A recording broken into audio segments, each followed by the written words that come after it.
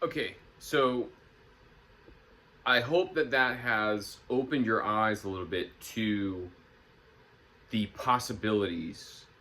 And now I want to break into what that means. What is the fallout from the fact that type 2 and type 1 are occurring on the same scale of inflammation, breaking down beta cell mass, leading to this huge inflammatory cascade, eventually leading to not enough insulin? Okay, and the main point is that we are on the same team.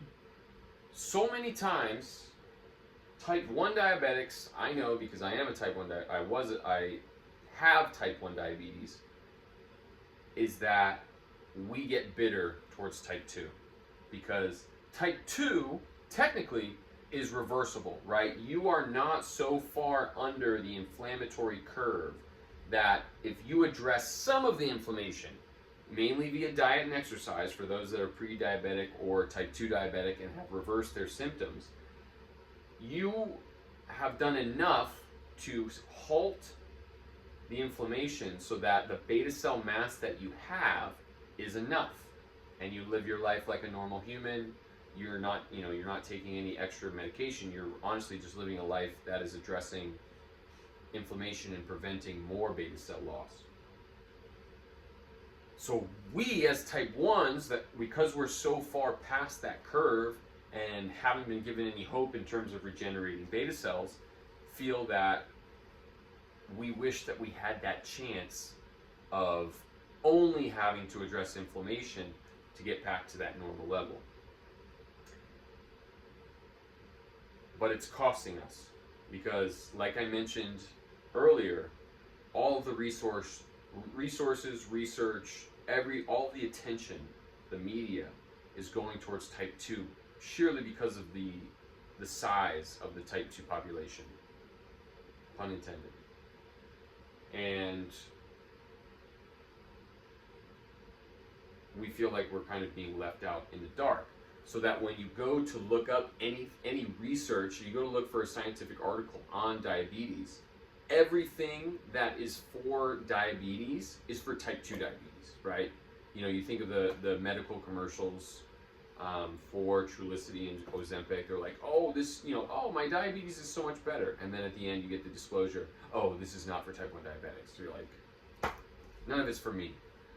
But do not let that deter you from garnering the benefits of what the research shows. All of the papers I read are not related to type 1 diabetes on the surface, right? They're not labeled for type 1, they're labeled for type 2. But if you understand the mechanism of the development of the disease and the fact that you're really just interested in addressing the inflammation and then being able to regenerate beta cells, why wouldn't I, as a diabetic, be interested in insulin sensitivity? Why wouldn't I be interested in altering the expression of alpha cells and decreasing the amount of glucagon to give whatever beta cells I may have a fighting chance so that I use less exogenous insulin, right? That's saving us money in terms of the amount of insulin we're using. So, huge point. Huge point. Type 1s. Just because you're type 1 and just because all of the literature is labeled for type 2 does not mean that it can't help you. Okay? Because at the end of the day, if what I just covered has any truth in it, we are all interested in the exact same thing. Identify and address the inflammation.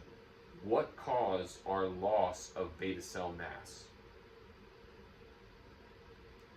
Again, that's forgetting the genetic argument for type 1 diabetes and the fact that the cellular environment, which was conducive to inflammation, is what influenced the expression of those genes, was the reason, as opposed to the presence of the genes themselves. So identify and address the inflammation, however you want to do it. Diet and exercise. vitamins, minerals, herbal remedies, all of these things to help boost insulin production, preserve beta cells, um, fight oxidation, right? We're guarding against the reactive oxygen species. The real game changer is going to be finding what is the main cause. Again, I would argue that there are several, but the fact is, type 1 and type 2, this is really all we want to cover. And then once we address that inflammation, once we address the thing that keeps cracking holes in the tank, of our water tower, we need to make the water tower whole before we're worried about dumping more water in, right? Because, again, we could find the cure in terms of regenerating beta cells, but if we don't address the inflammation that is causing the water tower to drain away, it won't matter, right? It's one step forward, two steps back. So address the inflammation and then find a way to regenerate beta cells, right? Fix the tank that holds the water, then focus on adding water. And that is where I'll leave this, okay?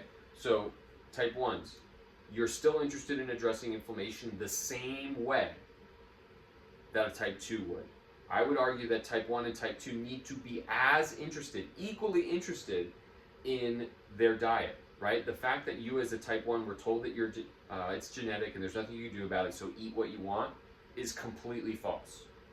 You do not get to eat like an asshole just because the doc said, hey, it's genetic, there's nothing you could do, right? By eating pro-inflammatory foods, you are hurting yourself just as much as a type 2 diabetic. It's just manifesting in a different way. And it's not allowing your body to have a fighting chance to replenish those beta cells or rebuild the walls of that tank in the event that an effective way to regenerate beta cells comes about. Okay. Exercise.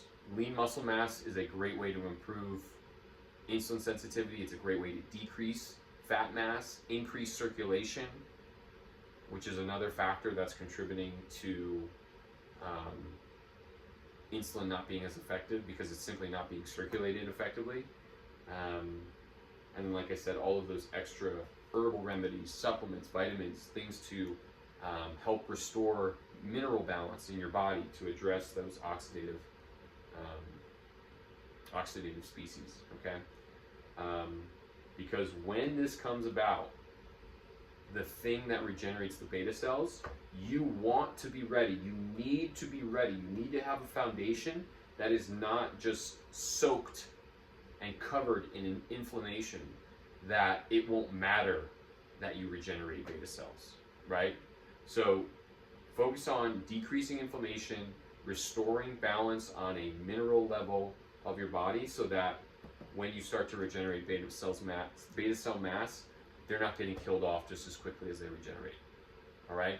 So I'm not going to recap just because that was a whole damn lot, but I am arguing that type 2 is on the same spectrum as type 1.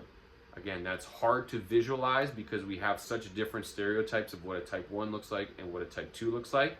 But from a mechanism standpoint, the loss of beta cell mass is what is causing that increase in circulating insulin in type 2 diabetics. That increase in circulating insulin combined with the effect that inflammation has on the reception and the sensitivity to the insulin that is being circulated causes more fat mass to be accumulated. That is what is causing the obesity that most type 2 diabetics are experiencing. Type 1s, you are still concerned with inflammation. Inflammation is what is cause for your beta cell loss. And when it comes to the point where we are able to regenerate beta cells, you need to make sure that the water tower that is your beta cell mass is not constantly being broken down by inflammation so that when it's time to regenerate, you're not, you are ready, and you're ready to have things regrow, as opposed to filling a bucket full of holes. All right? Thank you so much for listening. Again, this is episode 5 of Diabetics for Diabetics Radio. Thank you so much for listening. We'll get into next episode a little bit more on mineral balance and things that you can do to help address inflammation. So thank you so much for being here, and enjoy.